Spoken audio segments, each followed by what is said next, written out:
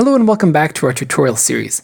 On previous episodes, we spent a lot of time here in the Develop module because inside of Lightroom, that's where most of the magic happens. But today, I want to show you something really cool inside the Library module, and that is the Quick Develop panel here on the right. And as the name implies, it's a way to quickly develop images. So I've just chosen these 21 randomly. Many of them have technical problems, whether it's exposure or color temperature. And I'm going to show you how you can quickly just bang through these in a way that gets them to maybe 80% done. You'll want to go back through and tweak them potentially to get them that last, 10, 15, 20% to being perfect. But if you don't really care that much and you're just trying to get something done quickly, this is a great way to do that. So I'm going to start out by hitting Control A to select them all, and I'm going to put a preset on them all. I recommend everybody have a preset, something that just has the most basic features that you want to apply to all pictures. I like having camera standard as my color profile, so my preset includes that. I want lens correction turned on for all my pictures, so my preset includes that. So I'm going to just show you what the difference is once this is applied. It's subtle, but it's helpful. You'll see them all kind of populate there all at once. And so let's jump in here to the Quick Develop tools. And what's nice about this feature is that you can select images that have similar problems. Like I would say all three of these are underexposed. And what I can do is go over here to the row marked exposure and click an arrow to just change it. So you can see here it says decrease one stop, decrease a third stop, and then mirror it over, increase 1/3, increase 1 full. These don't show the amount of increase or decrease, but I know from experience the small ones will go up 5 plus or 5 minus, and 20 plus or 20 minus. So something that I've just learned from experience, I'm sharing with you. But for these three pictures, I'm just going to go with 1 full stop up. It's going to be too much, but it'll allow you to easily see the difference. And just like that, all three of them are made brighter. And you could have pictures like this one here, and maybe this one here that are just way too warm, and you can go to the temperature and make them significantly cooler. So what I'm going to do is I'm just going to bang through these 21 real quick. Probably making lots of mistakes along the way, and I just want to show you kind of how this can be used. So I think this picture is too green, so we can add some more magenta.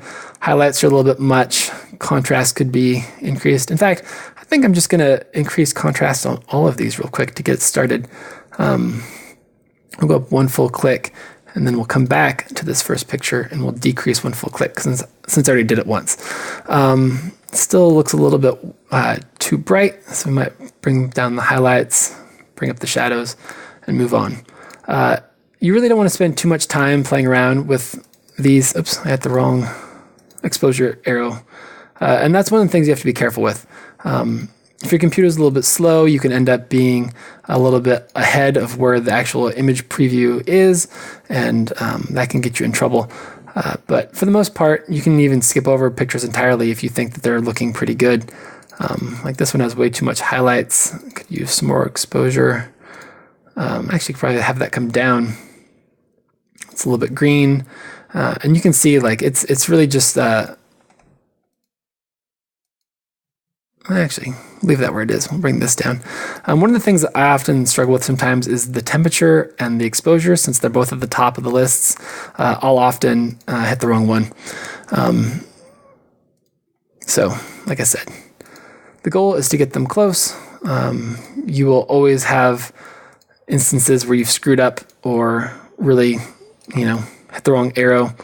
But for the most part, it's not that hard to come through here and just apply the basics. It really helps to have music. I usually have classical music on, but everybody has their own preference there, I'm sure. This is a coach that was not too happy with his football team that night, and caught this picture of him looking pretty cranky or frustrated.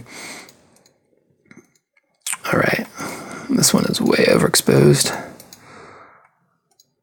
A little bit green. Bring it down one more. There we go. Went way over on this one also.